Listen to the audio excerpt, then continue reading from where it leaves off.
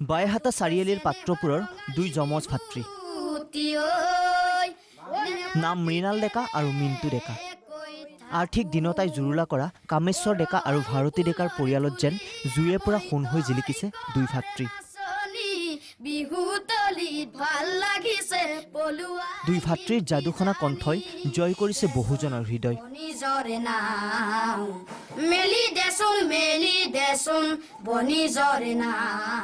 অনুশীলনৰ বাবে নাই হাৰমনিয়াম অথবা তবলা, নাই কোনো আনুষ্ঠানিক শিক্ষা, কিন্তু ঈশ্বৰ প্ৰদত্ত যাদুকৰী কণ্ঠৰে দুই ভাতৃয়ে অনায়াসে গাই যাব পাৰে যিকোনো গীত।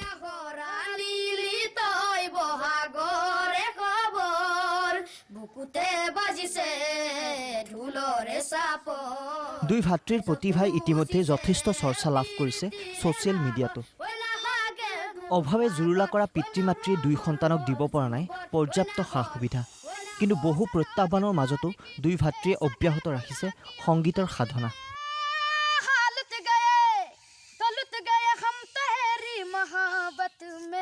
একদম গৰীব ঘৰৰ পৰিয়াল, এই দুইজন ল'ৰা আমাৰ বিভিন্ন মঞ্চত গীত মাত কৰি ফুৰে, কিন্তু ঘৰৰ যিটো অৱস্থা একেবাৰে বৰ দুখ লগা। এটা হাৰমনিয়াম নাই, তবলা নাই। কিবা অনুষ্ঠান প্ৰতিষ্ঠানৰ জৰিয়তে যদি আগুৱাই যোৱাত সুবিধাকণ কৰি দিয়ে, হয়তো আমি দেখা পাম ল'ৰাজন মানে জিলিকি উঠিব। এইবাৰ শুনক অষ্টম শ্ৰেণীত অধ্যয়নৰত বৰমাৰ ধৃতিৰাজ বৰ্মনৰ সুললিত কণ্ঠ। 6 বছৰ বয়সৰ পৰাই বিভিন্ন ঠাইত বৰগীত, লোকগীত, আধুনিক গীত পৰিৱেশন কৰি ৰাইজৰ মৰম বুটলিছে ধৃতিৰাজে। কিন্তু সুৰেৰে জগত জিনিব খোজা ধৃতিৰাজৰ সপোনৰ বাটত এতিয়া অন্তৰায় হৈ থিয় দিছে দৰিদ্ৰতা।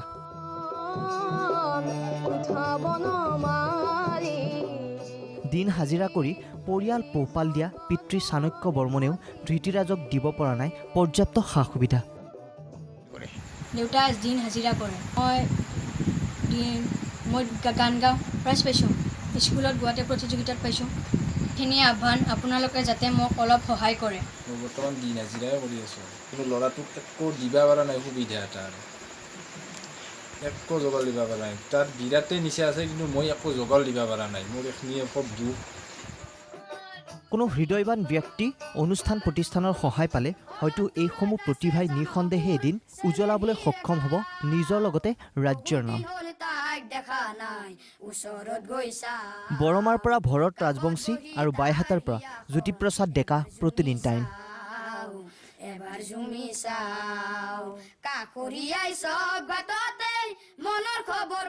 सबको अपना के रखता है अपनी हर धड़कन में। जब घर बनता है हेल्दी सीमेंट से, अमृत सीमेंट, सुनो अपने घर की धड़कन।